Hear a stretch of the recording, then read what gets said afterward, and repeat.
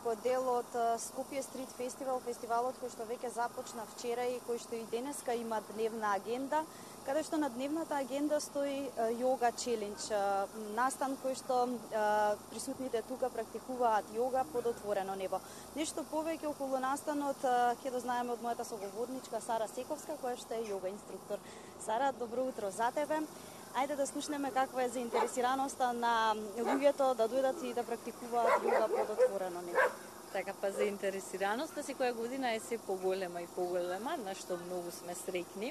Секако ова време сега йогата е многу веќе модерна, така да се што е модерно, луѓето треба да го искористат во позитивна смисла, што можеме да ја шириме йогата, тогаш да го направиме тоа, нели, со сето наше срце.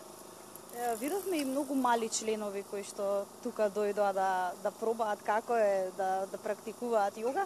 Има ли можеби возраст, некоја од која возраст треба да почне да се практикува оваа вештина? Така, ова е најчестото прашање, нели, што го добиваме, а интересно е тоа што и потврдено е дека йогата всушност не ограничува на години. А она што сакав да го спомнам исто така е тоа што ние луѓето уствари се раѓаме како йогини. Доколку посматрате бебе од своите 3 месеци се до својата прва година, ќе забележите дека тоа ги прави сите йога позиции или асани што ние ги практикуваме и учиме подоцна, бидејќи нели забораваме. Кога потоа се навраќаме повторно на йогата, тоа е веќе нашата природа, будење на нашата природа, бидејќи и самите оние позиции со рачиња што малите бебиња ги прават, дали прстињата или кога ставаат прст нели во уста како цуцла, тоа се мудри во йогата што ни служат за смирување, за радост и за многу други работи што ги контролираме преку нашата енергија или преку практикување на тие асани. Кои се бенефитите кои што ги имаме од практикување на оваа вештина? Така, знаете како, човековото тело има 7 нивоа на постоење. Кога сите тие нивоа на постоење се во баланс, тогаш и самото тело и самиот ум е смирен и среќен. Исто како и гитарата, нели? Кога жиците се многу фино и добро наштимани со сето внимание, тогаш тие од нив произлегува многу убав звук. Истото важи и за нашето тело.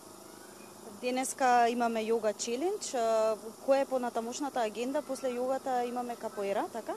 Така, понатамошната агенда е капоерата, да. Ние сега се собравме од повеќе йога друштва, само да се подготвиме за она што следува на 25 јуни. Тоа е третиот интернационален ден на йогата во светски рамки.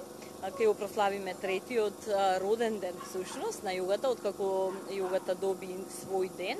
Ќе се случува на 25 јуни оваа година во Сити Хол и сите оние што се заинтересирани можат да дојдат, да не исконтактираат, ќе имаме повеќе маркетинг промоции, така да слободно може да повелат. До колку часот ќе трае ова денешна агенда овде посветена на йогата и на капоерата?